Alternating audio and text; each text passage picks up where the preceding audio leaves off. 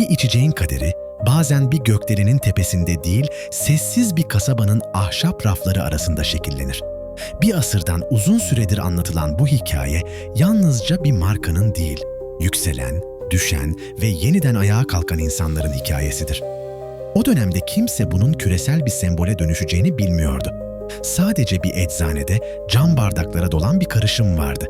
Ve bu karışım fark edilmeden tarihin yönünü değiştirmeye hazırlanıyordu. Hazırsanız başlıyoruz.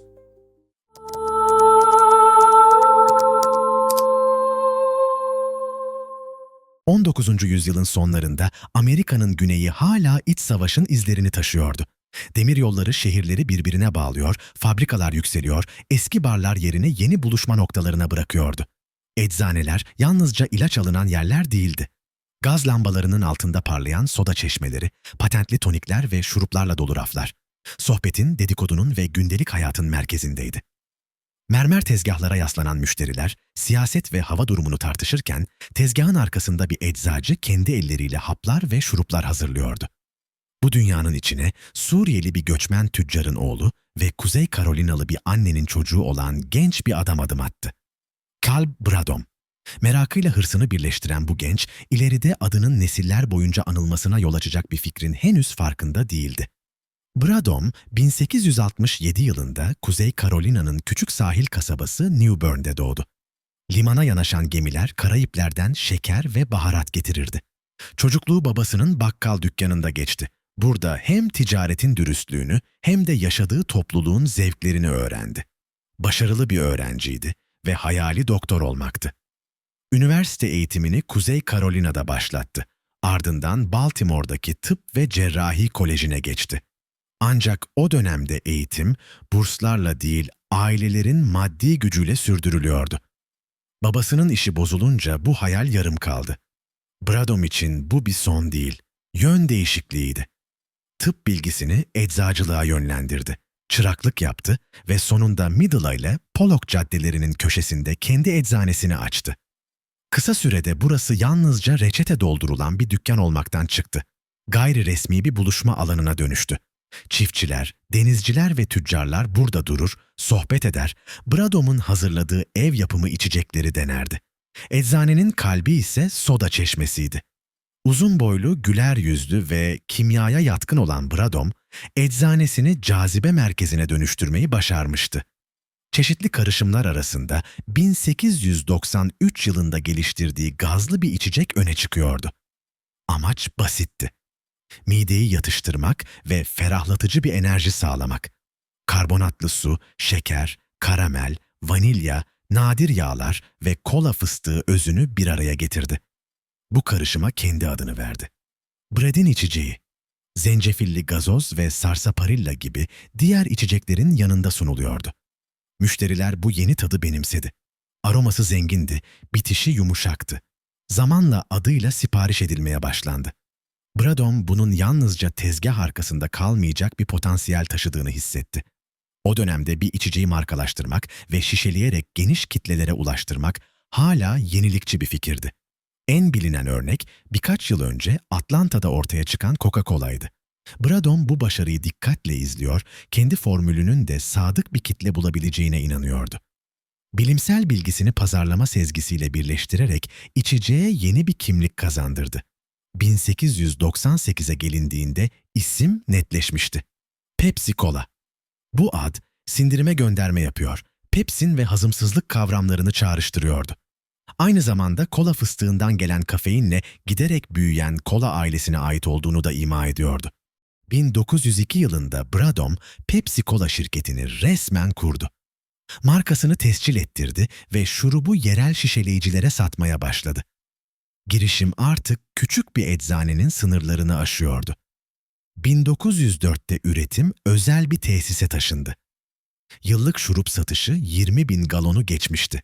Kasalara ve tabelalara basılan slogan, içiciyi hem keyif veren hem de sağlıklı bir seçenek olarak sunuyordu. Pepsi Cola artık yalnızca bir karışım değil, büyümeye başlayan bir markaydı. Büyüme önce Carolinalarda başladı. Ardından Virginia'ya ve Güneydoğu'nun geri kalanına yayıldı. Kısa sürede onlarca şişeleme bayiliği ortaya çıktı. Şurup çamurlu yollar boyunca vagonlarla taşınıyor, küçük kasabalarda bakkallar tarafından karbonatlandırılıp şişeleniyordu. Reklamlarda düzgün kesilmiş bıyığı ve kendinden emin bakışıyla Bradom'un yüzü yer alıyor, insanları içeceği adıyla istemeye davet ediyordu. Bir süre için her şey durdurulamaz görünüyordu. İlk Pepsi şişeleri kabartma harflerle işlenmiş yazılar taşıyordu. Tel ile sabitlenmiş mantar tıpalarla kapatılan bu şişeler dönemin zarafetini yansıtıyordu. Kadınlar ve erkekler sosyal davetlerde, beyzbol maçlarında Pepsi içiyor. Bardaktan alınan her yudum hem modernlik hem de sağlık hissi veriyordu. Bu içecek gündelik hayatın ritüellerine sessizce karışıyordu. İlçe panayırlarında Bradom, ütülü beyaz önlüğüyle kalabalıkların karşısına çıkıyor, içeceğini tanıtıyordu. Pek çok patentli ilacın aksine zararlı maddeler ya da alışkanlık yapan içerikler barındırmadığını özellikle vurguluyordu. Afyonlu şurupların ve kokainli toniklerin yaygın olduğu bir çağda bu vurgu tesadüf değildi. Güvenlik, markanın kimliğinin bir parçasıydı. Aynı zamanda içeceği bölgesel bir gurur unsuru haline getirmeye çalıştı. Yerel etkinlikleri ve sivil girişimleri destekledi. Toplumdaki itibarı arttıkça ona albay diye hitap edilmeye başlandı. Kuzey Carolina deniz milislerinde görev aldı ve komutan rütbesine yükseldi. 1898'de İspanya ile savaş patlak verdiğinde kıyı savunması için gönüllü oldu ve yerel denizcileri organize etti. Bu noktada eczacı, girişimci ve toplum önderi arasındaki sınırlar neredeyse silinmişti. Kişisel hırsla kamusal sorumluluk iç içe geçmişti. Tüm bu büyümeye rağmen Bradom özünde bir eczacı olarak kaldı. Tedavi fikrine inanıyordu. İçeceğinin karakterini korumaya kararlıydı. Daha yoğun tatlar elde etmek ya da maliyetleri düşürmek için formülün değiştirilmesine karşı çıktı. Yüksek kaliteli şeker kullanmakta ısrar etti. Bu tercih Pepsi'yi bazı rakiplerine kıyasla daha pahalıya mal ediyordu. O an için bu bir ilkeydi. Zamanla hem gücünün hem de yıkımının kaynağı olacaktı. 20. yüzyılın başında şeker piyasası istikrarsızdı. Hava koşulları, ticaret politikaları ve küresel talep arzı sürekli dalgalandırıyordu. Birinci Dünya Savaşı sırasında Küba ve diğer üretici bölgelerden sevkiyatlar aksayınca fiyatlar hızla yükseldi. Bradom, temel ham maddesinin tükenmesinden korktu. En yüksek fiyatlardan krediyle büyük miktarda şeker satın aldı. Kısa bir süre için elinde devasa bir stok vardı. Gazeteler onu hayranlıkla "Güney'in şeker kralı" diye anıyordu.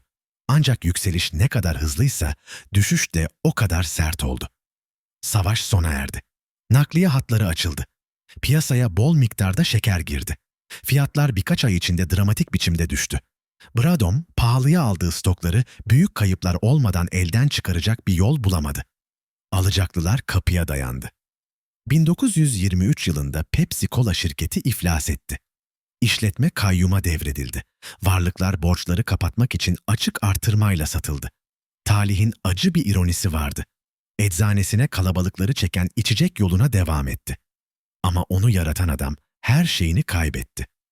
Bir zamanlar başarıyı manşetlere taşıyan gazeteler bu kez çöküşü sessiz bir hüzünle kayda geçirdi.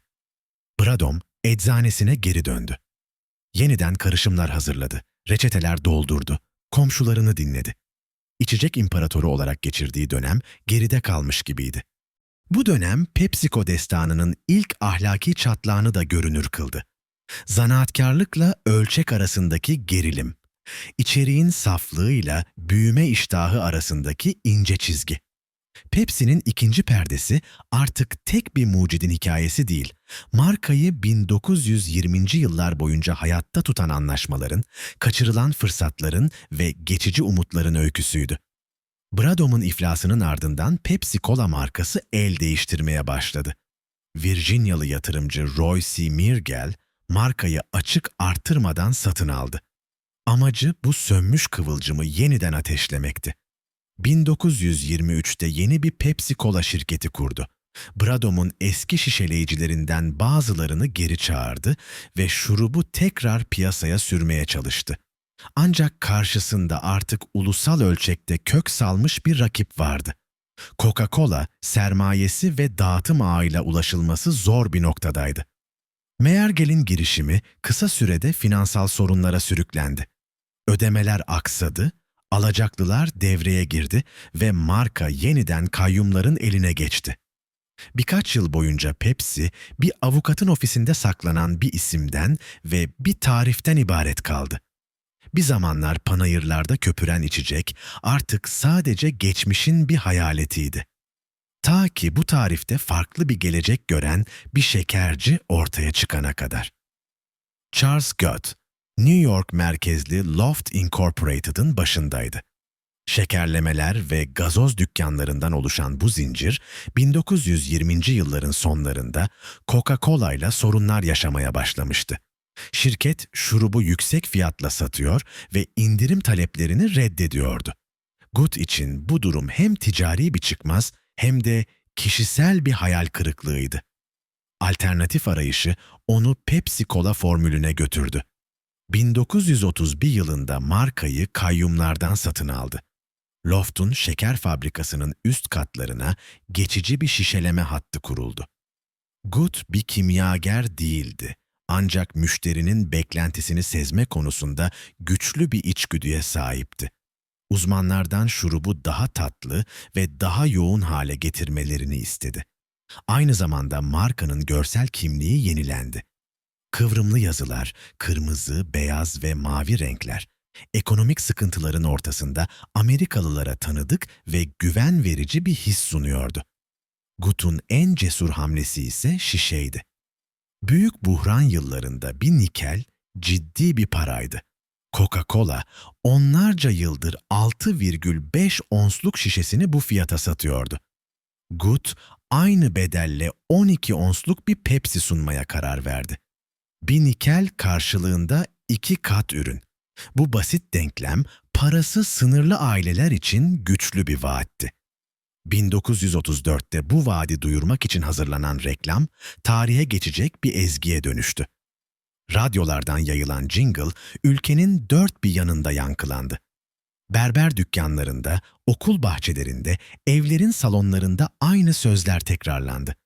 Basit matematik ve akılda kalıcı melodi, Pepsi'yi ulusal bilinçte görünür kıldı. Satışlar kısa sürede milyonlarca şişeye ulaştı. Zamanlama da Pepsi'nin yanındaydı. Alkol yasağının kalkmasına rağmen birçok Amerikalı içkiye mesafeli duruyordu. Meşrubatlar güvenli bir alternatif sunuyordu. Pepsi, lokantalarda ve sinemalarda hızla benimsendi. Good, Loft'un mağaza ağını kullanarak markayı çikolata ve meyan köküyle yan yana konumlandırdı. Aynı zamanda Orta Batı ve Kuzeydoğu'da yeni şişeleme bayilikleri açıldı. Pepsi artık güney kökenli bir marka olmaktan çıkıyordu. Bir an için Coca-Cola'nın tahtının sarsılabileceği konuşulmaya başlandı. Ancak bu yükselişin bedeli vardı. Good, Pepsi'yi kendi adına almıştı ama Loft'un kaynaklarını kullanıyordu. Bu durum şirket hissedarlarının dikkatinden kaçmadı. Açılan davalar yıllarca sürdü ve sonunda Good'un Pepsi'yi Loft'a devretmesiyle sonuçlandı. Aynı dönemde Coca-Cola da harekete geçti. Şişeleyicilere sözleşmelerini hatırlattı. Sadakat karşılığında avantajlar sundu. Bazı kasabalarda Pepsi'yi rafına koyan dükkanlar Coca-Cola sevkiyatlarının geciktiğini fark etti. Kola Savaşı sessizce başlamıştı. 1934'teki ölümüne kadar New Bern'de sevilen bir isim olarak yaşamını sürdürdü. Serveti yok olmuştu ancak cömertliği ve geride bıraktığı tat hala hatırlanıyordu. Girişiminin enkazı arasında paradan daha kalıcı bir şey vardı. Artık onun yıkım gördüğü yerde fırsat gören yatırımcıların eline geçmiş bir marka. Bradom öksürük şurupları satmaya devam ederken, bir zamanlar cam beherinde köpüren o karışım Carolina kıyılarının çok ötesine ulaşacaktı. Yıllar içinde milyarlarca şişe ve kutuyu dolduracaktı. Caleb Bradom'un icatla başlayan, yanlış hesaplamalarla sarsılan ve onurlu bir geri çekilişle sona eren hikayesi, gelecekte çok daha büyük bir yapının tonunu belirledi.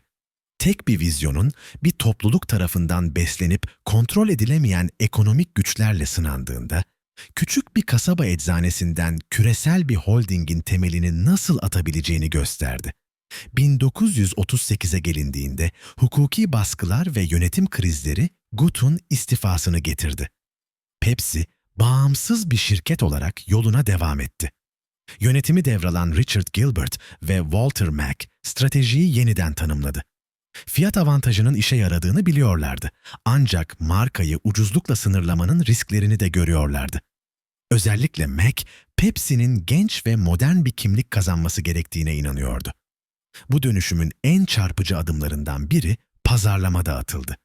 Pepsi doğrudan Afro-Amerikan tüketicilere yöneldi. Edward Boyd liderliğinde tamamen siyahi bir satış ekibi kuruldu.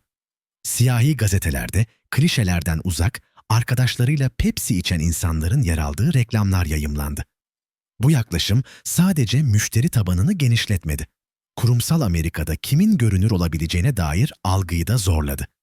1932'de San Antonio'da Doolin, ailesinin dükkanı için yeni ürünler ararken küçük bir kızartma işletmesine rastladı.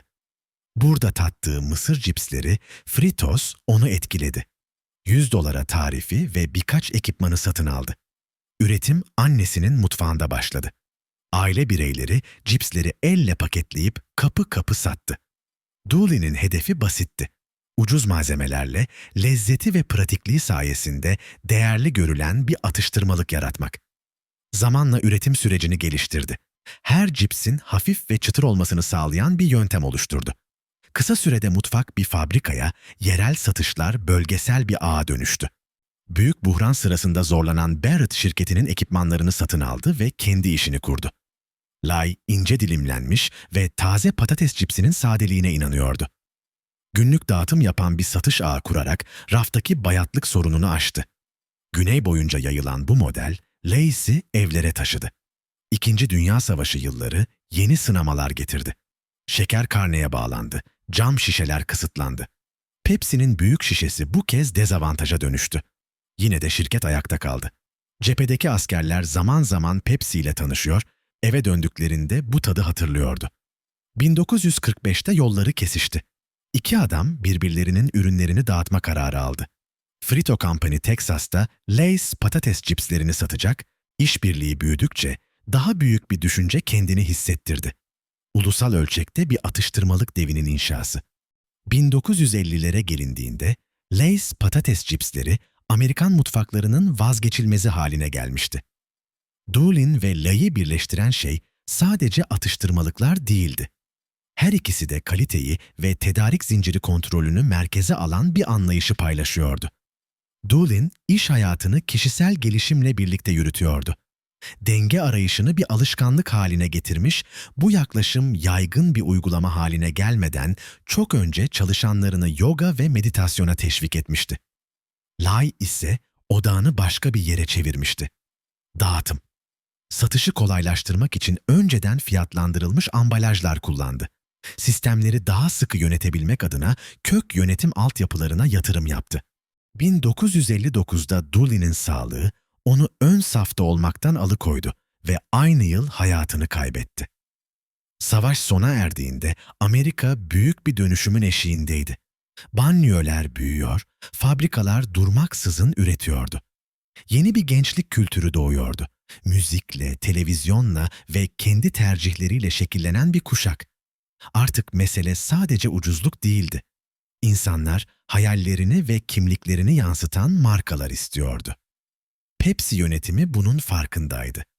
Markanın bir yaşam tarzını temsil etmesi gerekiyordu. Bu dönüşümün kilit isimlerinden biri Alfred N. Steele oldu. Coca-Cola'daki üst düzey görevinden ayrılan Steele, 1949'da Pepsi'nin başına geçti. Yanında rakibini yakından tanımanın getirdiği bilgi birikimini ve Hollywood'un parıltısını taşıyordu. Pepsi artık yalnızca bir içecek değil, yeni bir Amerika'nın ruhuna seslenmeye hazırlanan bir sembol olma yolundaydı. Steele'e göre Pepsi'nin kaderi, Coca-Cola'nın gölgesinde kalmış bir alternatif olmak değildi. Asıl hedef, yeni neslin içeceği olmaktı. Bu vizyonla efsanevi 12 onsluk şişe daha ince ve zarif bir forma dönüştürüldü. Fiyat bilinçli bir kararla Coca-Cola seviyesine yükseltildi. Reklama büyük bütçeler ayrıldı. Mesaj açıktı. Pepsi artık ucuzlukla değil, canlılıkla anılacaktı. Sloganlar değişti. Değer vurgusu geri planda kaldı. Yerini enerji, neşe ve hareket aldı. Reklam sahneleri de buna uyum sağladı. Gazete okuyan sakin ailelerin yerine soda çeşmelerinde dans eden gençler, arka bahçe barbekülerinde kahkahalar atan çiftler ekrana geliyordu. Pepsi, gençliğin ritmini yakalamaya çalışıyordu. Steele'in John Crawford'la evliliği, magazin sayfalarının ötesinde bir etki yarattı. Crawford, Pepsi'yi yalnızca temsil etmedi. Markanın yüzü, ilham kaynağı ve savunucusu oldu. Şişeleyici toplantılarına katıldı. Tanıtım çekimlerinde yer aldı ve Steele'in 1959'daki ölümünden sonra Pepsi Yönetim Kurulu'nda görev alan ilk kadın oldu. Zaman zaman aşırıya kaçan bağlılığıyla tanındı. Film setlerinde oyuncuların Pepsi içmesi konusunda ısrar etmesi bunun simgesi haline geldi. Ancak yıldız gücü markaya sofistike ve modern bir çekicilik kazandırdı. Televizyonun ulusu tek bir izleyici kitlesine dönüştürdüğü 1950'lerde bu görünürlük kritikti. Pepsi artık büyük buhranın ucuz kolası değil, çağdaş bir tercihti. Yıllar süren dayanışma ve karşılıklı güvenin ardından 1961'de birleşme gerçekleşti. Frito ile Havvelay tek bir çatı altında toplandı ve Frito-Lay Inc. kuruldu. Yeni yapı, kurulur kurulmaz Amerika Birleşik Devletleri'nin en büyük atıştırmalık gıda şirketi oldu. Ülke geneline yayılmış fabrikalar, çiftlikler ve dağıtım ağlarıyla Fritos, Lay's Sandwiches, Ish'Shey's, Ruffles, Cheetos, 1948'de Dooly'nin piyasaya sürdüğü mısır gevreği atıştırmalığı ve çok sayıda bölgesel ürün tek portföyde buluştu. Herman Lay başkanlığa geçti. Lay, yeni şirketi kurucu günlerdeki aynı enerjiyle yönetti. Ona göre bir atıştırmalık şirketi, veri ve lojistiği kullanarak cips paketlerini tam doğru anda tüketiciye ulaştırabildiği ölçüde en gelişmiş sanayi şirketleri kadar sofistike olabilirdi. 1950'ler yerini 1960'lara bırakırken Pepsi'nin gençlik çekiciliğini yeni bir seviyeye taşıyan bir isim sahneye çıktı. BBDO ajansında çalışan Alan Potash toplumsal değişimi dikkatle izliyordu. Savaş sonrası kuşak ebeveynlerinden farklıydı. Otoriteye daha mesafeli, yeni müziklere, modaya ve sosyal normlara daha açıktı. Potash bu kuşağın yönlendirilmek değil, fark edilmek istediğini gördü. 1963'te başlayan "Hayata canlanın, Pepsi kuşağındasınız" kampanyası bu içgörünün ürünüydü. Reklamlar içeceğin tadını anlatmaktan çok gençliğin enerjisini yansıtıyordu. Sörf yapanlar, üstü açık arabalarda gezenler, dans eden kalabalıklar. Hızlı kurgu, canlı renkler ve pop müziğin temposu dönemin sinemasal estetiğini çağrıştırıyordu. Jingle netti. Pepsi kuşağı geliyordu. Kampanya güçlü bir kültürel etki yarattı. Gençler kendilerini bu imgelerde gördü. Daha yaşlı izleyicilerse mesafeli kaldı. Satışlar yükseldi.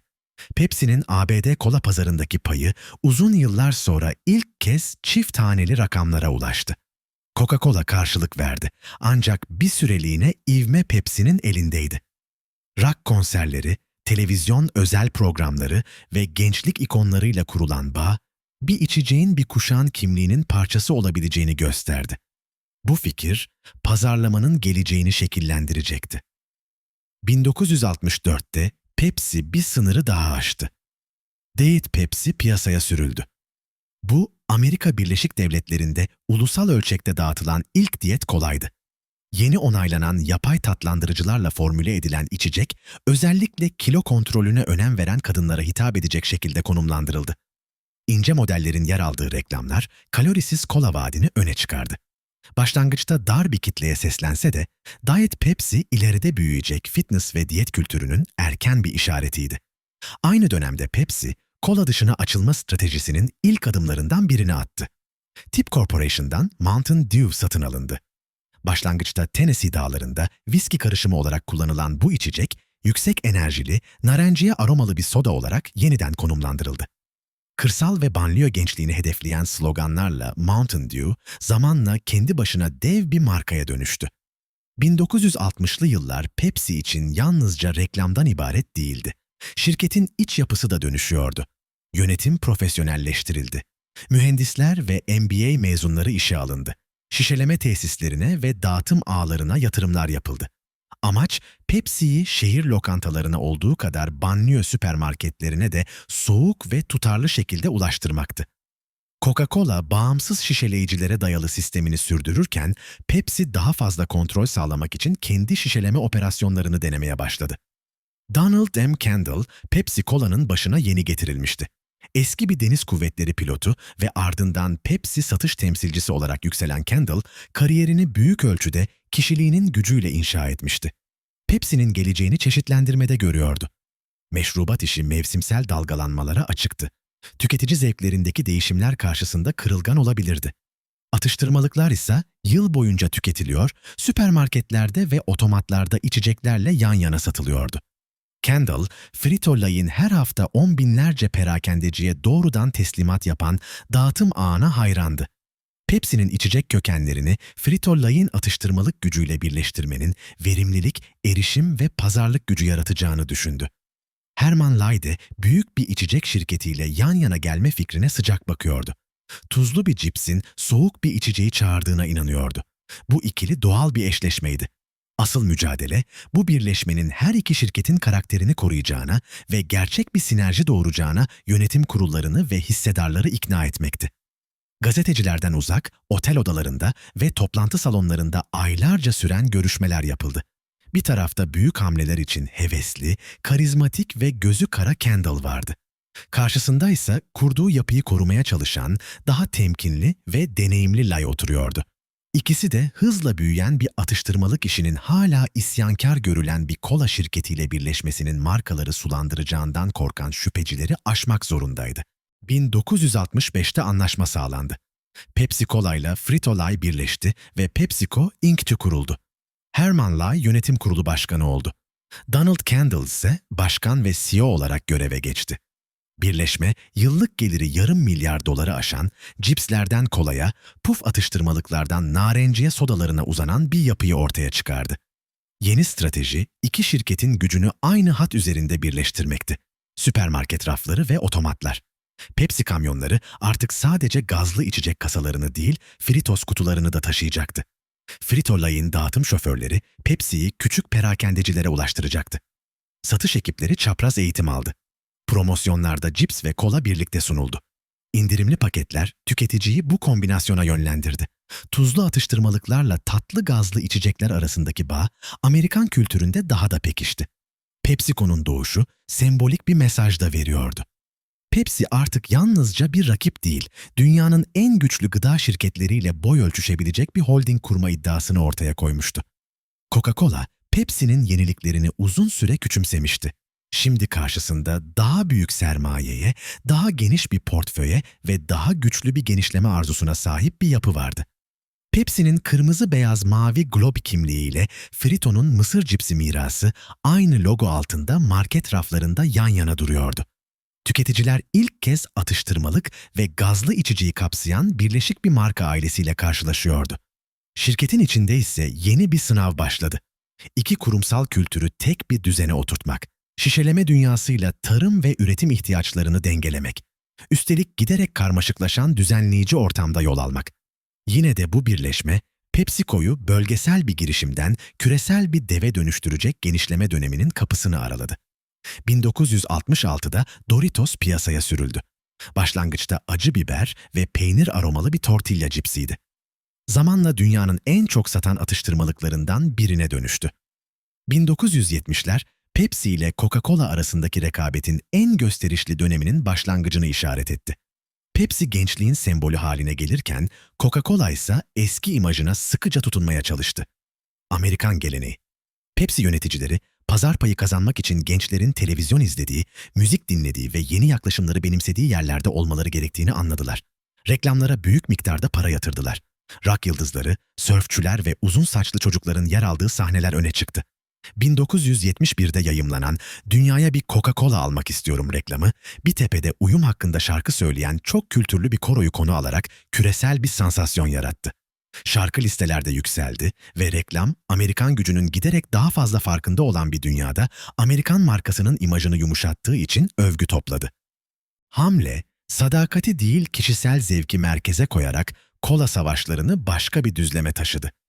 Coca-Cola'yı sanki yerinde sayan bir dev gibi gösterdi. Şirket içinde dengeler sarsıldı. iç yazışmalar, yöneticilerin toplantılarda Pepsi'yi tadıp nasıl yanıt vereceklerini tartıştığını ortaya koydu. Pepsi'nin baskısı, Coca-Cola'yı iki markanın hikayesini de etkileyen bir karara sürükledi. 1977'de PepsiCo, Pizza Hut'ı satın aldı. Bu adım şirketin paket servis ve restoran pizza pazarında tutunmasını sağladı. Aynı zamanda Pepsi ürünleri için yüzlerce yeni satış noktası yarattı. 1978'de Taco Bell satın alındı ve PepsiCo repertuarına Meksika tarzı hızlı yemekleri ekledi. Düşük fiyatlı takolar ve sınır ötesi reklam dili hem gençleri hem aileleri çekti. Zincir ülke çapında hızla genişledi. 1980'lerde kola savaşları küresel ölçekte zirve yaptı. Her iki şirket de yurt dışına agresif biçimde yayıldı. Pepsi için en olağanüstü girişimlerden biri Sovyetler Birliği'ne yayılmasıydı. Donald Kendall'ın ABD'li politikacılar ve Sovyet yetkililerle olan ilişkileri PepsiCo'nun bu pazarda görünürlük kazanmasına yardım etti. Takas düzenlemesi, döviz kısıtlamalarını aşarak her iki tarafında nakit kullanmadan mal ticareti yapmasına olanak sağladı. 1980'lere gelindiğinde Pepsi birçok Sovyet şehrinde şişeleniyordu ve Rus tüketiciler tatlı, gazlı tadına alışmıştı. Sovyet televizyonunda film yıldızı Vlad Yakov'un yer aldığı Pepsi reklamları yayınlandığında mağazaların önünde kuyruklar oluşuyordu. 1989'da Berlin Duvarı yıkılıp komünizm çökerken Pepsi yöneticileri Sovyet liderleriyle hem iş başarısını hem de gerilimlerin azalmasını kutladı. Bu dönemde pazardan men edilen Coca-Cola ise kıskançlıkla uzaktan izledi. 1984'te Pepsi, dönemin belki de en önemli ünlü desteğini aldı: Michael Jackson. O zamanlar Jackson, Thriller'ın yayınlanmasının ardından şöhretinin zirvesindeydi. Pepsi onunla milyonlarca dolarlık bir sözleşme imzaladı ve Jackson, Billie Jean şarkısının sözlerini bir dizi yüksek bütçeli reklam için Pepsi jingle'ına dönüştürdü. Bir reklamın çekimi sırasında bir piroteknik arıza nedeniyle Jackson'ın saçı alev aldı. Bu da küçük yaralanmalara ve medya çılgınlığına yol açtı. Pepsi, Jackson'la uzlaştı ve yardım kuruluşuna bağışta bulundu. Ancak olay kampanyanın görünürlüğünü daha da arttırdı. 1985'te Coca-Cola, Pepsi'yi ve tadım testlerini geride bırakmak için daha tatlı bir formülle amiral gemisi içeceğini yeniden düzenledi. Yeni Coca-Cola. Lansman, halkla ilişkiler açısından ağır bir krize dönüştü. Çocukluktan beri bildikleri tarifin kenara itilmesine öfkelenen sadık tüketiciler, şirketi mektuplar ve telefonlarla bombardımana tuttu. Tepki 3 ay içinde yön değiştirdi. Orijinal formül Coca-Cola Classic adıyla geri getirildi. Pepsi, rakibinin bu geri adımını fırsata çevirdi ve tam sayfa ilanlarla Coca-Cola'yı değiştirdiler. "Artık Pepsi'ye geçebilirsiniz" mesajını verdi. Bir an için Pepsi'nin isyankar taktiklerinin kusursuz çalıştığı düşünüldü. Ama olay, tüketici duygusunun öngörülemezliğini ve nostaljiyle oynamanın riskini de görünür kıldı. 1986'da Kentucky Fried Chicken, KFC bünyeye katıldı. Pizza Hut, Taco Bell ve KFC birlikte PepsiCo'nun restoran bölümünü oluşturdu ve şirketi hızlı servis sektöründe büyük bir oyuncu haline getirdi. Bu satın almalar, PepsiCo'nun gelir kaynaklarını paketli atıştırmalık ve içeceklerin ötesine taşıdı. Aynı zamanda Pepsi için istikrarlı satış noktaları yarattı. Milyonlarca müşterinin yemekle birlikte Coca-Cola yerine Pepsi içmesini mümkün kıldı. Çapraz promosyonlar devreye girdi. Taco Bell kuponları, Pizza Hut menülerinde Pepsi yerleşimleri. Ancak restoran işletmek, şişe doldurmaktan veya cips kızartmaktan farklıydı. Tedarik zincirleri, iş gücü yönetimi ve franchise ilişkileri PepsiCo yöneticilerini zaman zaman zorladı. Yine de strateji karşılığını verdi. 1980'lerin sonlarına gelindiğinde restoran bölümü şirketin işletme kârının neredeyse yarısına yaklaşmıştı. 1990'lar ilerledikçe hem Pepsi hem de Coca-Cola sağlık kaygıları ve değişen zevklere karşı portföylerini çeşitlendirdi. Şişelenmiş su, Pepsi için Aquafina, Coca-Cola için Dasani, buzlu çay, Pepsi'nin Lipton ortaklığı, Coca-Cola'nın Nestea'sı ve enerji içecekleri, Pepsi'nin AMP'si gibi alanlara yöneldiler. Rockstar gibi şirketler satın alındı. Meyve suyu şirketlerine yatırım yapıldı. Bu hamleler, kola kategorisinin karlı olsa bile artık eskisi gibi bir büyüme motoru olmadığının kabulü gibiydi. 1998'de Tropicana satın alındı. Vitamin ve lif vurgusuyla portföyde öne çıktı. 2001'de Quaker Oats satın alımının parçası olarak Gatorade portföye katıldı. Sporcuların sıvı ihtiyacına odaklanan pazarda güçlü bir yer tuttu. 2002'de Pepsi, Spears, Pink ve Beyoncé'yi aynı sahnede buluşturan gladyatör temalı bir reklam filmi çekti. Üçlü, Queen's'in We Will Rock You şarkısını coşkulu bir stadyum atmosferinde seslendiriyordu. Bu gösteriler reklam ile eğlence arasındaki çizgiyi daha da belirsizleştirdi. Marka mesajları pop kültürünün dokusuna yerleşti. 21. yüzyıla yaklaşılırken PepsiCo'nun geleceğinin sadece pazar payına ve marka cazibesine değil, etik alanı yönetebilme becerisine de bağlı olduğu netleşti. Şirket, amaçlı performans adını verdiği bir yaklaşımı dile getirmeye başladı. Uzun vadeli başarının finansal sonuçları sosyal ve çevresel etkilerle birlikte düşünmeyi gerektirdiğini kabul ediyordu. 2006'da Indra Nooyi, PepsiCo'nun CEO'su oldu. Şirketi yöneten ilk kadın ve ilk Asya kökenli liderdi. Hindistan'da doğup eğitim gören Nooyi, 1994'te stratejik planlamadan sorumlu kıdemli başkan yardımcısı olarak PepsiCo'ya katılmıştı. Tropicana ve Quaker Oats satın alımlarında önemli rol oynadı. Bu süreçler Gatorade ve Cap'n Crunch gibi markaları PepsiCo portföyüne taşıdı. Nooyi, küresel bir şirketin sadece 3 aylık bilançolara bakarak yönetilemeyeceğine inanıyordu. Onun liderliğinde amaçlı performans daha sistemli bir çerçeveye oturdu ve 3 temel başlık öne çıktı. İnsan sürdürülebilirliği, çevresel sürdürülebilirlik ve yetenek sürdürülebilirliği. 2010'da tüketicilerin evde içeceklerini gazlandırmasına imkan veren bir şirkette çoğunluk hissesi alındı. Bu yatırım, kişiselleştirme ve sürdürülebilirliğe dönük ilginin yükselişini daha o yıllarda haber veriyordu. 2010'daki Pepsi Refresh projesi, Super Bowl reklamlarına harcanacak 10 milyonlarca doları tüketicilerin topluluk projeleri önerebileceği ve finanse edilecek fikirler için oy kullanabileceği sosyal medya temelli bir yarışmaya yönlendirdi. Girişim, oyun alanlarını, okul programlarını ve çevre projelerini destekledi. Milyonlarca çevrim içi etkileşim üretti. Ancak aynı yıl Pepsi'nin kola satışları düştü ve bazı analistler bunu Super Bowl'da büyük bir vitrin etkisinin kaybına bağladı.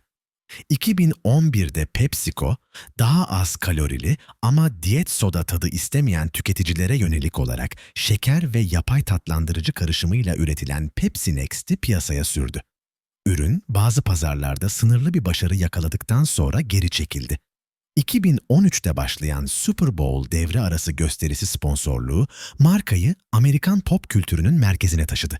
Her Şubat, Beyoncé, Lady Gaga, Shakira ve The Weeknd gibi sanatçılar dünya çapında izleyici kitlesi çekerken, Pepsi için de markasını sergileyebileceği bir sahne oluştu. 2017'de Kendall Jenner'ın bir protesto sırasında bir polis memuruna Pepsi uzattığı reklam, sosyal adalet hareketlerini hafife aldığı gerekçesiyle yoğun eleştiri aldı. PepsiCo reklamı hızla geri çekti ve özür diledi. 2018'de Bubbly gibi markalar piyasaya sürüldü. Şişelenmiş su ve gazlı su ürün yelpazesi genişletildi. 10 yılın sonlarına doğru Nooyi, görevi daha önce PepsiCo'nun Avrupa ve Afrika operasyonlarını yönetmiş olan İspanyol yönetici Ramon Laguarta'ya devretti. Laguarta, amaç odaklı performans yaklaşımının sürekliliğini korurken yeniliği hızlandırma vaadiyle göreve geldi. Onun liderliğinde PepsiCo, bitki bazlı protein atıştırmalıklarına yatırım yaptı. Nohut, mercimek ve bezelyeyi yeni ürünlerin temel malzemeleri olarak araştırdı. Bare Foods, Apple Chips ve BFY Brands, Popcorners gibi markalar satın alınarak daha sağlıklı atıştırmalık segmentine girildi. E-ticaret ve doğrudan tüketiciye teslimat yatırımları da derinleştirildi. 2020'de Nooyi'nin ayrılışından sonra da çeşitlenme sürdü ve enerji içeceği üreticisi Rockstar satın alındı. Aynı yıl Covid-19 pandemisi perakende düzenini altüst edip tüketicileri çevrim içine yönlendirdiğinde e-ticaret ve doğrudan tüketiciye teslimat yatırımları öngörülü bir hamleye dönüştü. Pandeminin ilk aylarında insanlar kilerlerini doldururken paketli atıştırmalık ve içecek talebi arttı. PepsiCo'nun dayanıklı tedarik zincirleri rafların dolu kalmasına katkı sağladı. Bu dönüşümler boyunca PepsiCo ailesi fikri de değişti. Bir zamanlar birkaç şişeleyici ve kızartma üreticisinden ibaret bir dünyadan söz ediliyordu. Artık bu aile, Meksika'da Lay's için patates yetiştiren çiftçileri, Polonya'da geri dönüştürülebilir şişeler tasarlayan mühendisleri, Manhattan'da reklam alımlarını optimize eden veri bilimcilerini ve satın alma tercihleri şirketin yönünü etkileyen dünya çapındaki milyonlarca tüketiciyi kapsıyordu. Üstelik paydaşlar da bu metafora dahil edildi. Fabrikaların bulunduğu topluluklar, ürünleri satan perakendeciler, hayırseverlik hibeleri alan kar amacı gütmeyen kuruluşlar. Bu geniş aile içinde uyumu sürdürmek kolay değildi. Kültürel farklılıklara duyarlılık, adalet duygusu ve işlenmiş gıdaların sağlıkla çevre üzerindeki etkilerine dair rahatsız edici gerçeklerle yüzleşme isteği gerekiyordu. PepsiCo her zaman başarılı olamadı. Fakat liderleri şirketin uzun ömürlülüğünün yalnızca kâra değil, güven inşa etmeye de bağlı olduğunu giderek daha iyi kavradı. PepsiCo'nun hikayesi, icatla taklidin, hırsla aksiliğin, sosyal değişimle kültürel rekabetin iç içe geçtiği bir dokudur. Başlangıç, küçük bir kasaba eczacısının bir rahatsızlığa çare ararken şurupları karıştırdığı ana uzanır. Yolculuk, sindirim sorunlarına yönelik bir formülden, her gün milyarlarca porsiyon atıştırmalık ve içecek satan küresel bir şirkete kadar uzanır. Arada, iflasa götüren bir şeker kumarı, markayı ayağa kaldıran büyük buhran dönemi reklam müziği, yeni bir holding doğuran birleşme, rakibi sarsan tadım testleri, pizza ve takolarla genişleyen satın almalar ve bir yiyecek içecek şirketinin ne olabileceğini yeniden tanımlayan amaç, eksenli dönüşüm vardır. Bradom'un kaybı, girişimci zekanın piyasa güçlerine karşı bağışıklık sağlamadığını gösterdi. Yüksek kaliteli malzemelere ve topluma hizmete duyduğu inanç, bugün PepsiCo'nun kaynak bulma yaklaşımında ve hayırseverliğe verdiği önemle yaşamaya devam eder. Gut'un sert fırsatçılığı, bir fiyat tartışmasının nasıl bir pazarlama devini doğurabileceğini anlattı. Walter Mack'in ayrımcılığın sıradanlaştığı bir dönemde Afro-Amerikan tüketicilere doğrudan yönelmesi, işletmelerin sosyal engelleri aşma potansiyeline işaret etti. Herman Ley'in dağıtım ve dikey entegrasyona verdiği ağırlık, çoğu zaman gözden kaçan lojistiğin belirleyici gücünü hatırlattı. Donald Kendall'ın cesareti ve Sovyet liderlerle kurduğu temaslar, işletmelerin jeopolitikte hem oyuncu hem piyon olabileceğini açığa çıkardı. Noye'nin amaçlı performans konusundaki ısrarı ise yol pürüzlü olsa da değerlerle karlılığın aynı anda var olabileceğini gösterdi. Kola savaşları, rekabetin iki taraflı doğasını ortaya koydu. Rekabet, yeniliği, yaratıcı reklamları ve fiyat oyunlarını teşvik edebilirken, aynı zamanda sağlık kaygılarına rağmen şeker yüklü ürünlerin agresif biçimde pazarlanması ya da sosyal hareketleri yanlış okuyup tepki çeken reklamlar üretilmesi gibi hatalara da yol açabilir. PepsiCo'nun deneyimi, pazar fethinin heyecanını daha geniş etkilerin ayık bir değerlendirmesiyle dengeleme zorunluluğunu hatırlatır. Genç ve asi bir kimlik kurmaya çalışan bir marka, adalet mücadelelerini hafife alma riskini taşır. Zevk sunan ürünler satan bir şirket, ölçülülük fikrini de görmezden gelemez. Frito-Lay'in yükselişi ve PepsiCo'nun restoran hamleleri, çeşitlendirmenin hem kalkan hem yük olabileceğini öğretti. Bir kategori tökezlediğinde diğeri denge sağlayabilir. Ama her yeni alan kendi karmaşıklığını getirir. Restoran yönetimi şurup şişelemekten farklıdır. Çiftçileri Doritos için mısır yetiştirmeye ikna etmek, pop yıldızlarıyla reklam anlaşması yapmaya benzemez. Restoran bölümünün ayrılması, bazen başarılı olabilmek için sadeleşmenin gerekli olduğunu kabul ettirdi. Atıştırmalık ve içecek birlikteliğinin sürmesi ise, tuzlu cipsle tatlı gazlı içeceğin tüketicinin zihninde birbirini tamamlayan bir ikili olduğu fikrini güçlendirdi. Geleceğe uzanan çizgide eski temaları yankılayan yeni sınamalar belirdi. İklim değişikliği ve halk sağlığı krizleri, gıda şirketlerinin daha hızlı uyum sağlamasını gerektiriyor. Daha geniş anlamda PepsiCo ailesi mirasıyla yüzleşmek zorunda. Milyonlara uygun fiyatlı zevkler sunmanın, pazarlamada yenilik yapmanın, sosyal amaçlara yaklaşmanın gururu var. Ama sağlık sorunlarına ve çevresel yüklere katkıda bulunmanın sorumluluğu da var. Bu aile anlatısı şirketi şu soruyla baş başa bırakıyor. Güç, daha büyük bir iyiliğe nasıl dönüştürülebilir? PepsiCo ailesi için bir sonraki bölüm henüz başlamadı. Yazılı gibi dursa da değerlendirmesi yalnızca kar üzerinden değil, amaç üzerinden de yapılacak.